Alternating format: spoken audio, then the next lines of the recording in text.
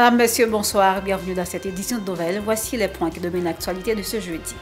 Le président colombien Gustavo Petro a effectué une visite historique en Haïti hier mercredi à l'issue d'un conseil des ministres qu'il a co-présidé avec le président du CPT, Leslie Voltaire. Plusieurs accords de coopération ont été signés. Le président de la Colombie a demandé pardon au peuple haïtien concernant l'implication des 17 Colombiens inculpés de l'assassinat de l'ancien président Jovenel Moïse.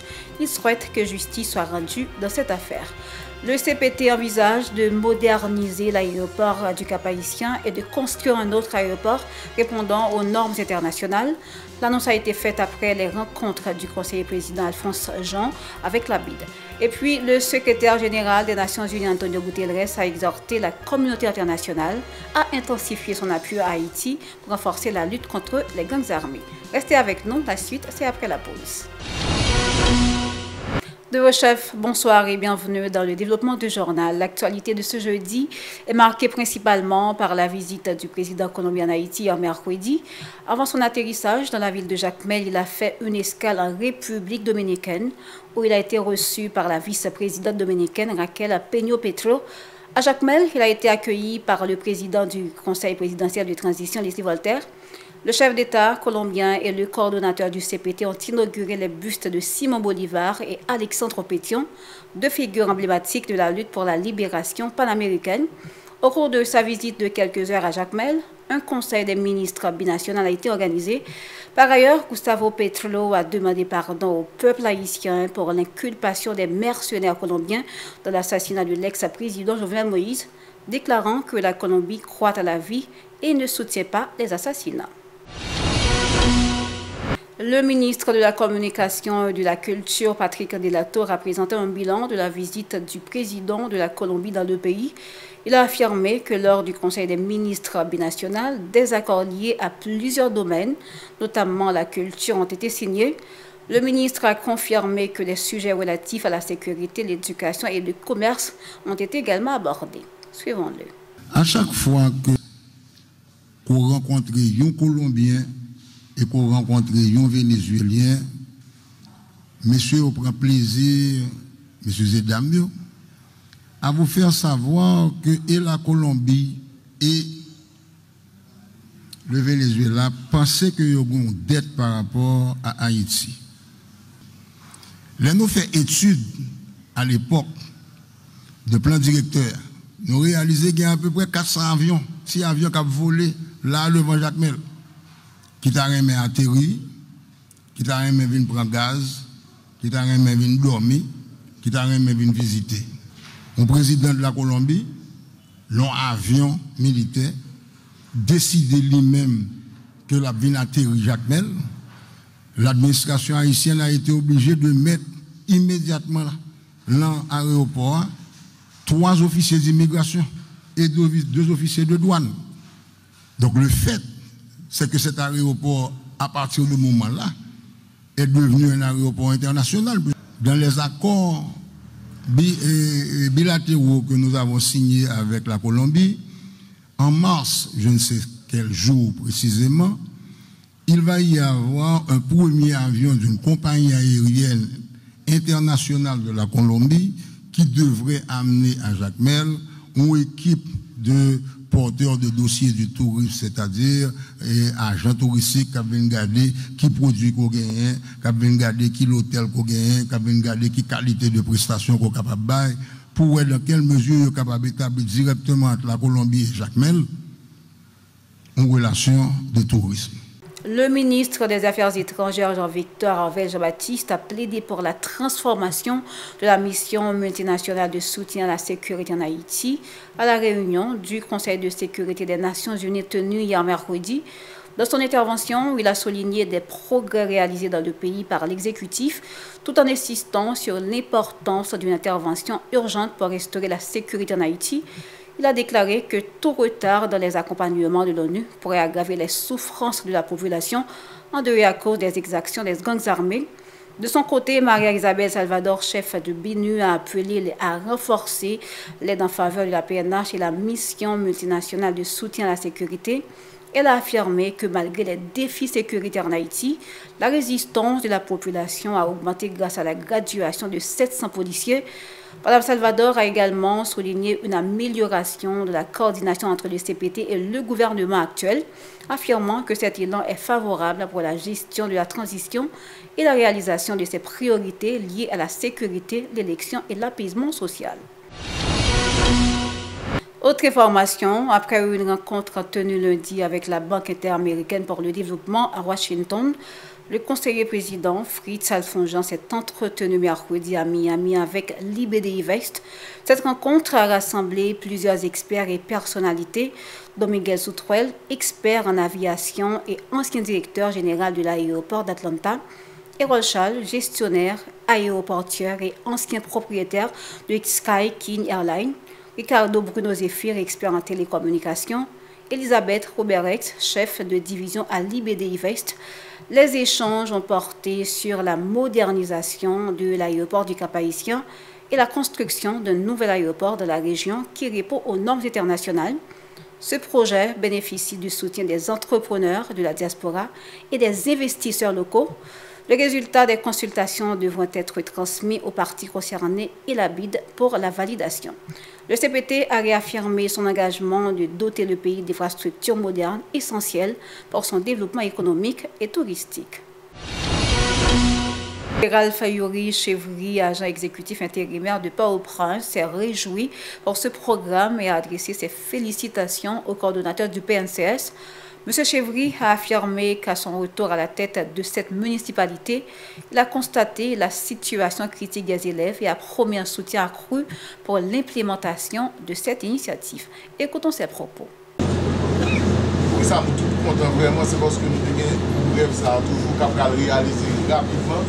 Parce que nous connaissons la quantité de chômage qui est dans la commune et la quantité de problèmes manger qui gagne.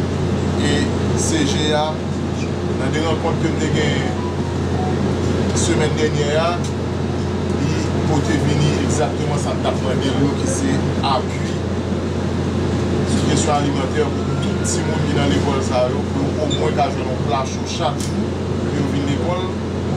Et ça, beaucoup plus important, ce n'est pas l'école là seulement, c'est surtout pour eux-mêmes tout, pour joindre les accompagnement la caille pour de nourriture pour parents et pour eux-mêmes tout. Ça veut dire non seulement il faut jouer nos plages de l'école là, mais leur rentrer la caille pour faire peut-être jouer notre plage pour permettre à l'étudier et pour avoir des résultats pour nous tourner spontanément. Ma première CCGA qui fait rapide, qui nous joue dans la mairie pour permettre que nous réalisions ça. Si vous regardez dans le visage directeur, vous contemplez, c'est des bagages que nous devons parler souvent longtemps, qui va jamais réaliser, mais qu'on est un qui concret. C'est dans la semaine qui va venir là, ce n'est pas question de manger, nous allons réunir en possibilité de notre bagage. Sécurité pour permettre que les gens à l'école, pour permettre que les gens à l'école, quel que soit le problème qui est, c'est priorité. Jean Roosevelt Pompey, directeur de l'école communale de Fort-Mercredi, a salué cette initiative et a rappelé que l'apprentissage nécessite la paix dans le ventre et a exprimé l'espoir que l'impact de ce programme se reflètera dans les résultats scolaires des élèves. Suivons-le. Vente affamé n'a point d'oreille, mais dans le langage pas nous disons ça qui vite pas camper. Et dans plein de situations géographiques, l'école communale, l'éclair est d'être pour tout haïtien. Qui a une idée sur la précarité, difficulté qui gagne pour tout le monde vivre. L'apprentissage, il demande tout, on sort d'équilibre mental. Mais comment on peut prendre pour tout le monde à apprendre pendant que le grand pendant que tout le monde est en difficulté.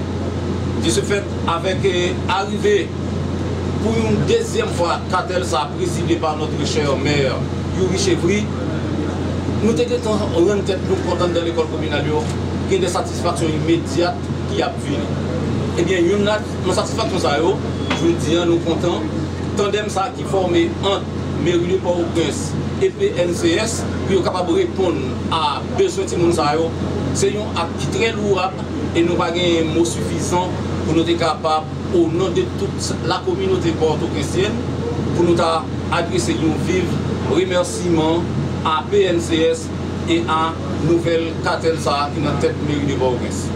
À l'occasion de la semaine de l'éducation baptisée Éducation et intelligence artificielle, un équilibre à préserver, le psychologue Pascal Néry Jean-Charles a abordé lors de la 4e journée l'impact de l'autonomisation pour le bien-être des jeunes.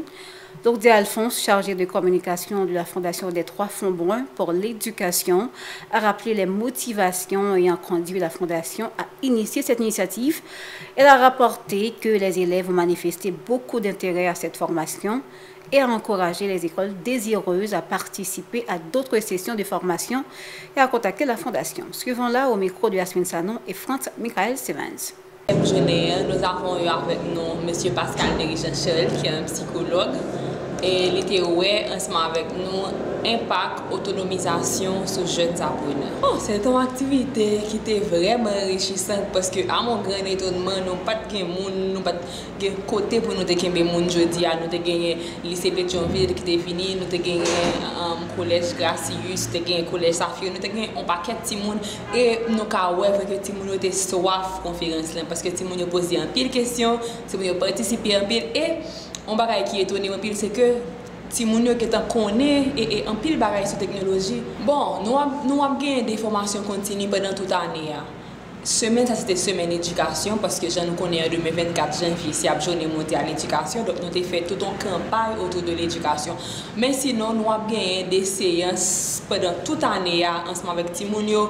Et si on l'école a fait participer, il est capable de contacter nous dans 31 76 000 ou bien il est capable de passer dans le local Forflin qui est dans le numéro 26 rue Borno. Nous sommes vraiment contents d'accueillir nous parce que en pile fois, l'école est seulement bail ça qui n'a et cursus ça qui n'a comme si cursus académique là, mais il y a un pile bagage que tout le monde doit connaître. Par exemple, nous même préparer pour nous faire des orientations de carrière pour tout le monde. Donc, un paquet de bagages que tout le monde doit gagner et qui pas vraiment dans cursus là. Donc, nous sommes contents pour l'école ça a participé ensemble avec nous.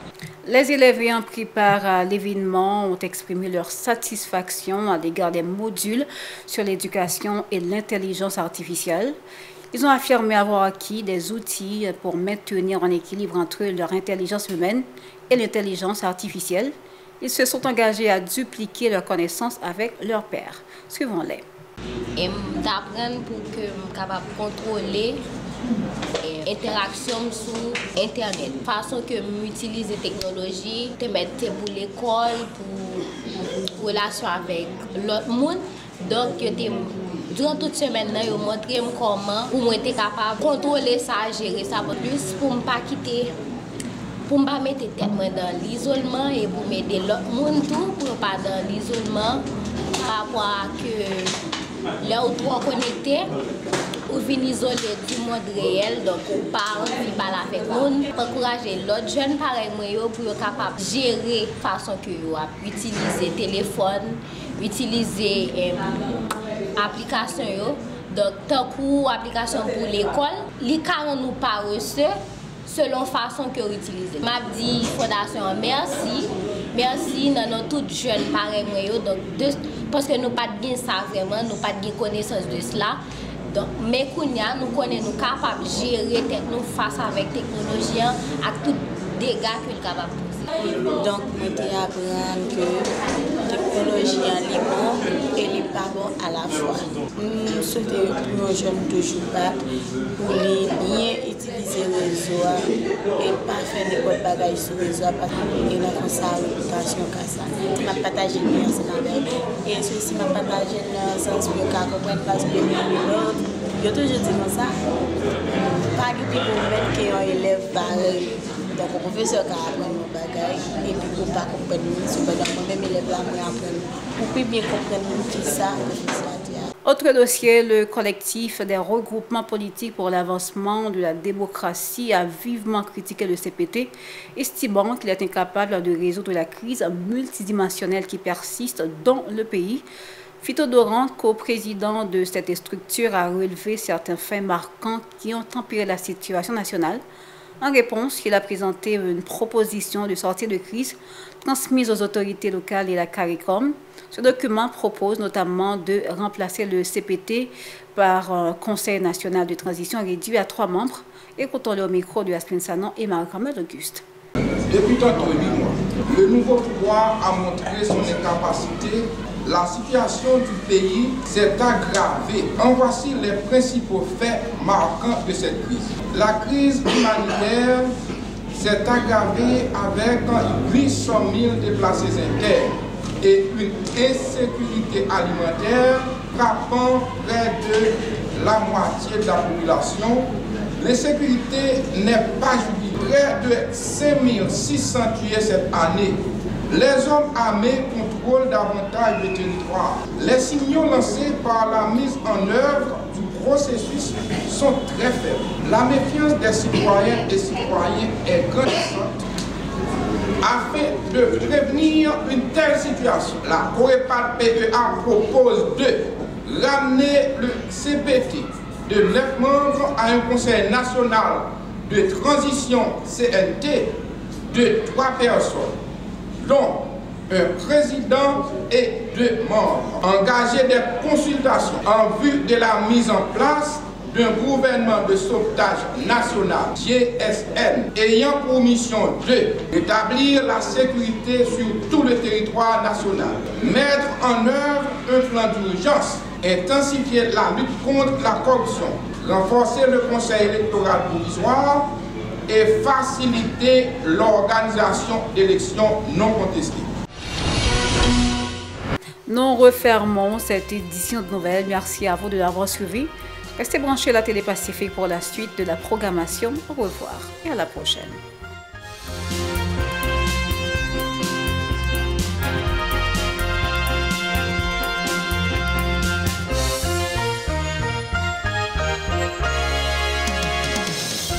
Si vous jugez que cette vidéo est intéressante, n'hésitez pas à liker et partager la vidéo. Et surtout, n'oubliez pas de vous abonner à cette chaîne et activer la cloche de notification pour ne pas louper aucune de nos vidéos.